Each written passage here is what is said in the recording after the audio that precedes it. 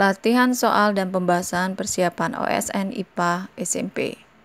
Soal pertama, dari pernyataan di bawah ini yang tidak tepat adalah dengan pilihan jawaban sebagai berikut. Pernyataan yang tidak tepat adalah C.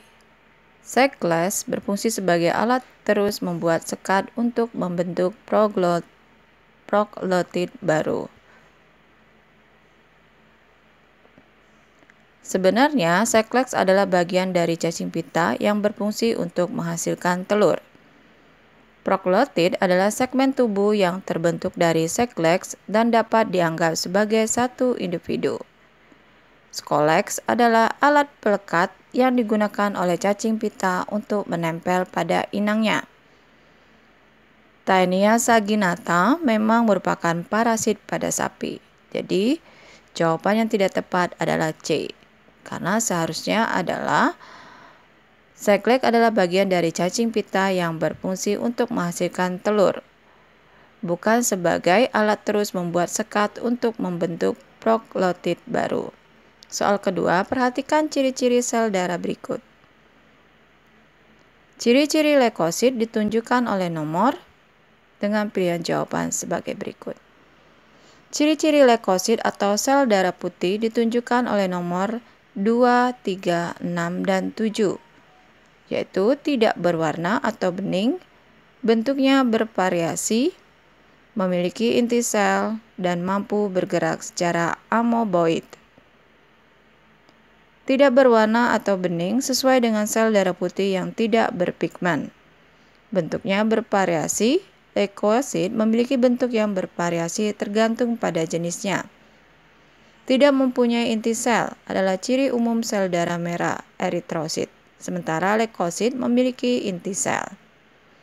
Mampu bergerak secara amoeboid, leukosit memiliki kemampuan untuk bergerak secara amoeboid, untuk menembus dinding pembuluh darah dan merespon infeksi atau peradangan. Soal nomor 3, perhatikan pernyataan-pernyataan berikut. Dari pernyataan di atas yang menyatakan keadaan jantung saat terjadi sistol ditunjukkan oleh nomor dengan pilihan jawaban sebagai berikut. Pernyataan-pernyataan tersebut menggambarkan beberapa kondisi yang terjadi pada siklus jantung. Mari kita bahas bersama. Nomor 1, jantung memompa darah ke seluruh tubuh. Ini adalah fungsi utama jantung. Saat terjadi sistol, jantung berkontraksi dan memompa darah ke seluruh tubuh melalui aorta.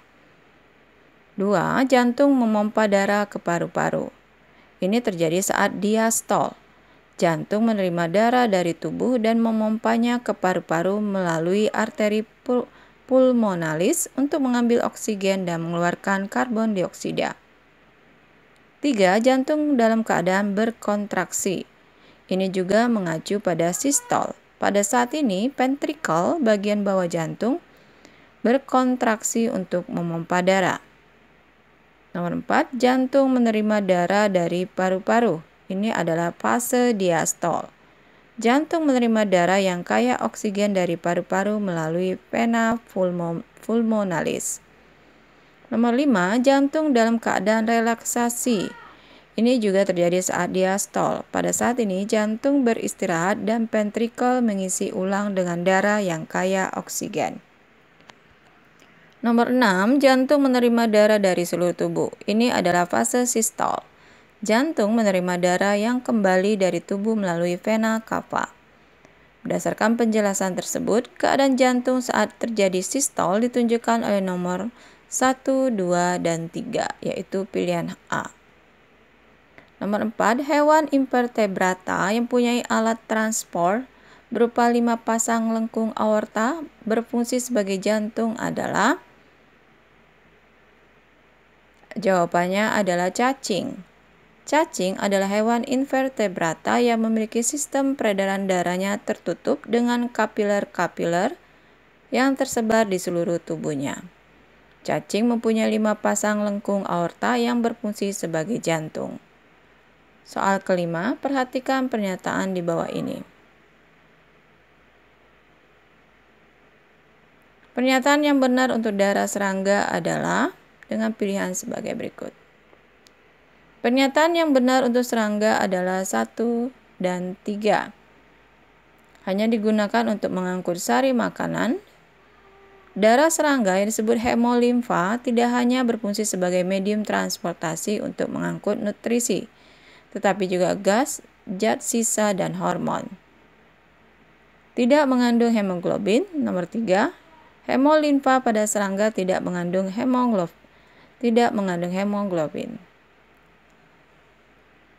Soal selanjutnya. Berikut adalah kelainan sistem sirkulasi. Kelainan pada sistem peredaran darah yang bersifat genetis ditunjukkan oleh nomor. Mari kita lihat pernyataan berikut ini. Hemofilia adalah kelainan perdarahan yang disebabkan oleh kekurangan faktor pembekuan darah tertentu. Hemofilia bersifat genetis dan biasanya terjadi pada individu laki-laki karena faktor pembekuan darah terletak pada kromosom X. Leukemia. Leukemia adalah jenis kanker yang mempengaruhi sel-sel darah putih. Ini juga bersifat genetis dan dapat terjadi karena mutasi pada sel-sel darah. Thalassemia adalah kelainan darah yang disebabkan oleh mutasi genetik yang mempengaruhi produksi hemoglobin. Penderita thalassemia mengalami gangguan dalam sintesis hemoglobin. Anemia adalah kondisi di mana tubuh memiliki jumlah sel darah merah yang kurang atau kualitas hemoglobin yang rendah. Beberapa bentuk anemia juga bersifat genetis. Berdasarkan penjelasan di atas, kelainan pada sistem peredaran darah yang bersifat genetis ditunjukkan oleh nomor 1 dan 3. Soal ketujuh, berikut ini yang bukan merupakan contoh perkembangan pada tumbuhan. Contoh yang bukan merupakan perkembangan pada tumbuhan adalah B. Penyerapan unsur hara oleh akar. Penyerapan unsur hara oleh akar adalah bagian dari proses pertumbuhan dan metabolisme tumbuhan, bukan bagian dari perkembangan tumbuhan. Soal ke-8, hewan yang tidak termasuk dalam kelompok hemimetabola adalah